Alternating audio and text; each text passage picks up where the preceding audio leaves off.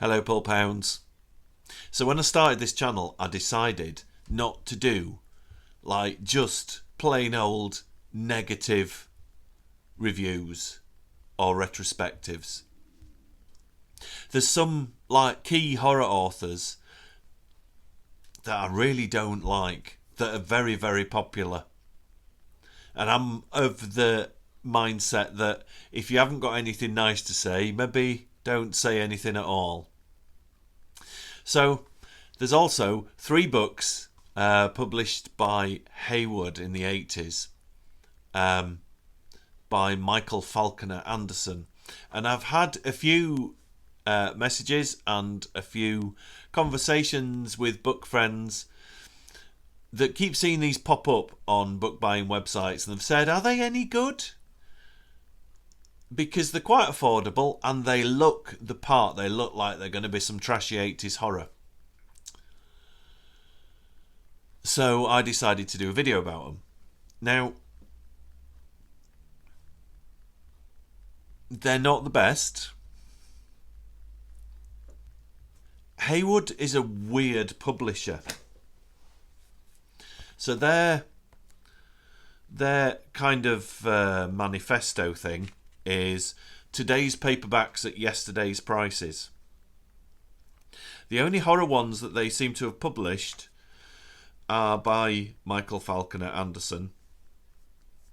They do thrillers and historical romance and a genre called saga, which I'm not sure about. So I sat down and started reading The Woodsmen, The Unholy and The God of a Thousand Faces by Michael Falconer Anderson.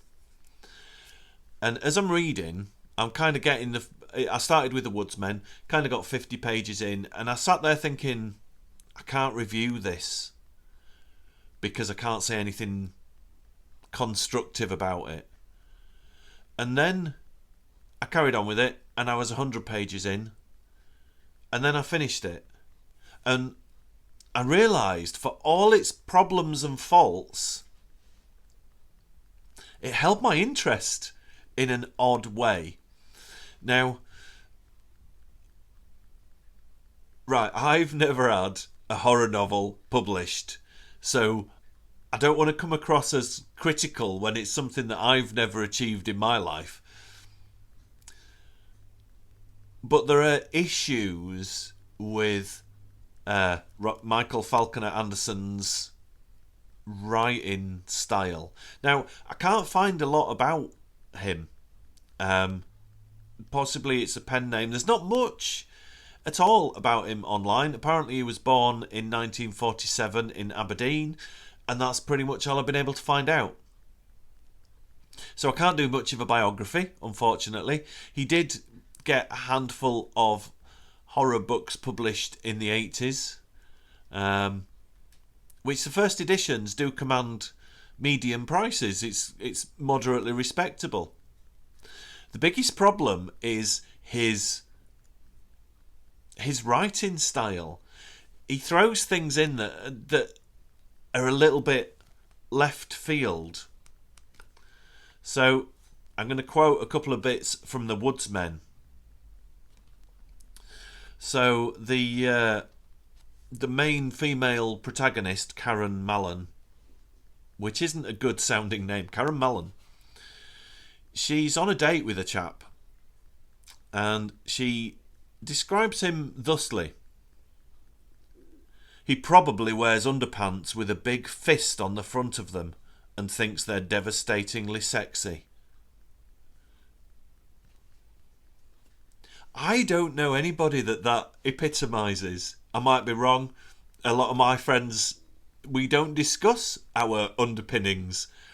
But it's I've never seen someone and thought, he's definitely the kind of guy that's going to have a fist on his pants. I just don't understand, where that drive and logic comes from. What kind of fist is it? Is it like a Black Power salute? Is it like a front-on fist? Yeah, violence pants. I genuinely don't understand what the author is trying to convey. Another thing he does that I find a little bit problematic is... Right, so these books are quite gory. There's gory scenes. But Michael Falconer Anderson doesn't describe those. He'll just tell you that there's blood everywhere and then move on, which I think is a bit of a wasted opportunity. So when Karen gets to a graveyard, well, she's running, fleeing in panic. She finds a wall. She reached the moonlight and peered over the wall. There were row after row of ancient gravestones. It was a graveyard. Like, mate, yeah, okay, so if there's a wall, and beyond that wall is loads and loads and loads of ancient gravestones, we get that it's probably a graveyard. And another example is when he's describing the wood that the woodsmen are stalking through. Everything was green. Every conceivable shade of green. Light green. Dark green. Rich green. Faded green. It's like... Surely there's better ways of describing the different tones of green in a woodland. Bless him. But like I said, he's had books published. I haven't. So The Woodsmen is kind of a stalk and slash type story, with Karen as the main protagonist. And you see it a lot in horror. Michael Falconer Anderson can't write female characters. They're just there to scream and fall down. And I always find that really weird. I found that weird growing up because the women that I interacted with as a teenager, there was like my maths teacher. She was fearsome and got through 60 like Embassy number 6 a day, and you could tell that's what she was interested in. Or like Northern Mothers that were devastatingly accurate with the flick of a tea towel if you were acting up. I'd love to see like a horror thing where, or read a horror book or a movie where it's not like a screamy lady that's going to tumble. It's a northern mam going after Voorhees or Myers with that devastating tea towel attack or a terrifyingly aimed wooden spoon at the back of your head. Anyway, I digress. So the 3 books. The next one I'm going to look at. So The Woodsmen was 1986. Then there was The Unholy in 1987. And I get the feeling that... Okay, so near the start of The Unholy, there's some ne'er-do-wells on a train getting drunk and being dickheads to girls and just being like, hey! I think they're meant to be quite threatening. Now, I'm not hard, but I could have Lenny and Eddie. And it's really weird because they don't swear. In the book, it's these 2 horrible gits on a train causing a fuss. And they don't swear. It's very odd. So the protagonist, John Hammond, who's kind of like Kolchak of the sleepy town of Balford. So what happens in the book? A train crashes in Balford, and it carries like a sinister cargo, a box. and there's a lot of weird murders associated with the box. And to be honest, like The Woodsmen, that one was published in America as Blood Rights, I do believe. There's enough to just keep your interest, like what is in the box. But obviously, there's a little bit of train-based stuff at the beginning. So, John Hammond has enough of these rogues that are tearing up the train, and he decides to confront them. And it's just... Sometimes Michael Falconer Anderson's dialogue, you read it and it's almost amusing, and sometimes it's so out of character that it's a bit jarring and kind of stops you from following it on the page almost. So yeah, John's had enough. He's a bit of a grizzled tough guy reporter, fitness freak. I'm not going to help because I'm going to read it in a bit of a silly voice. So he's had enough of these guys on the train, and he confronts them. Now listen, you've both been grade A pains in the neck since you got onto the train. You splashed coke all over me and my table, coke that I had to clean up. You embarrassed that girl. You've done nothing but bawl and swear and be a bloody nuisance. There are kids in here. Their mother might not like them picking up the kind of language you've been using. Did you ever think of that?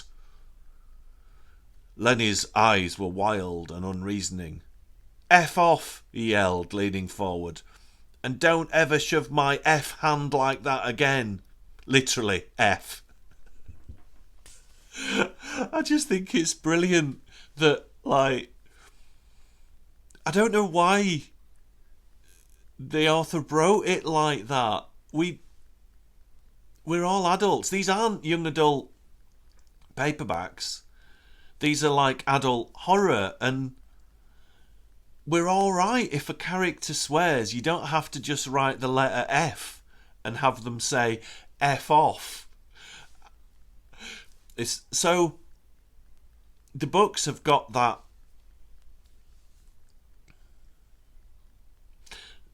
kind of charming oddness about them that probably wouldn't get published nowadays, or they'd be self-published, I think.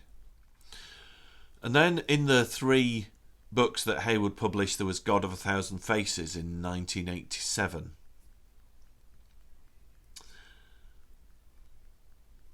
And it's about another 2-dimensional man called Jack Law. And whilst in India, he accidentally ploughs his car through a group of followers of a child goddess called Sedali. And they don't like him for it, and they want to get their revenge. So he has to kind of flee India pretty sharpish, and figures he's safe when he gets back to Blighty. But if I anger a god, if I kill the followers of a god in France and nip across the border to Spain, I wouldn't kind of get there and go, I am sorted and completely safe and everything is fine, because obviously ancient vindictive child gods respect international boundaries. So he's a bit surprised when the difficulties arising from him ploughing his car through a whole bunch of her followers, like when revenge for that starts happening in England. Like, oh my god, what, did she have a passport? I thought she'd have to wait like 8 to 12 weeks for it. So I don't want this to be a bad review of Michael Falconer Anderson's books. I read all three in succession to review them, and I think by the end of reading all three, I was getting a bit. It was a little bit of a slog. But I get the feeling that if you pace them out and spread them out and read other things in between them, they're all right. He doesn't describe things, so he doesn't describe gore, and gory things happen. There's near the start of The Woodsmen, there's a scene like a tableau that's blasphemous and horrendous and terrifying, and there's blood everywhere. But it's not dwelt on. It's kind of skirted over that bad things are happening and someone's seen it. It's like a very brief description. And the naughty parts are very glossed over. It's an 80s horror novel. You're going to get naughty parts. And I hate always going back to Guy N. Smith. But they are kind of bonkers enough to be considered like diet Guy N. Smith. You're not quite getting the full sugar quotient and gore and spiciness, but they're kind of daft enough and fast-paced enough to keep your interest if you can find entertainment and humour in the whole